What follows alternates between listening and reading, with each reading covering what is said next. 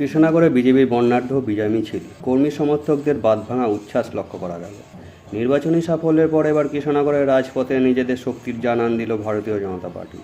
আজ কৃষ্ণনগর বিধানসভার বিজেপি প্রার্থী শ্রী চারকনাথ চ্যাটার্জির নেতৃত্বে শহরে একটি বিশাল ও বর্ণাঢ্য বিজয় মিছিলের আয়োজন করা হয়।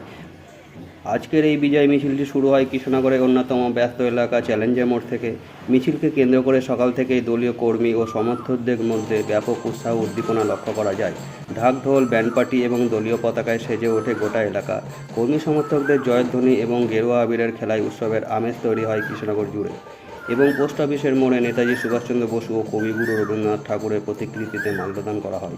মিছিলে প্রার্থী তারকনাথ চ্যাটার্জির পাশাপাশি কাঁধে কাঁধ মিলিয়ে হাঁটতে দেখা যায় বিজেপির নদিয়া উত্তর সাংগঠনিক জেলা সভাপতি, সম্পাদক, বিভিন্ন স্তরের শীর্ষস্থানীয় নেতৃবৃন্দকে। দলীয় নেতৃত্বের দাবি, এই বিজয় মিছিল আসলে কৃষ্ণনগরের সাধারণ মানুষের জয় এবং আগামী দিনে এলাকায় সংগঠনের হাত আরও শক্ত করার বার্তা। শহরের আইন শৃঙ্খলা পরিস্থিতি নিয়ন্ত্রণে রাখতে প্রশাসনের পক্ষ থেকে নেওয়া হয়েছিল নিটেল নিরাপত্তা ব্যবস্থা। এক বিশাল পুলিশি বহরার মধ্যে দিয়ে মিছিলটি এগিয়ে চলে। কৃষ্ণনগরের বুক চিরে মিছিলটি চ্যালেঞ্জার মোড় থেকে শুরু হয়ে পোস্ট অফিসের মোড় অতিক্রম করে বউবাজারের দিকে রওনা দেয়। মিছিলের জেরে শহরের প্রধান রাস্তায় সাময়িকভাবে যান চলাচল ধীরগতি হয়ে পড়লেও সাধারণ মানুষের মধ্যে এই মিছিলকে ঘিরে ব্যাপক কৌতূহল ও উদ্দীপনা দেখা গেছে। সম্পূর্ণ শান্তিপূর্ণভাবে এই বিজয় উৎসব ও মিছিলটি সম্পন্ন হয়। কৃষ্ণনগর থেকে গৌতম ঘোষ ও শুভ বিশ্বাসের রিপোর্ট, গৌরবঙ্গ টিভি।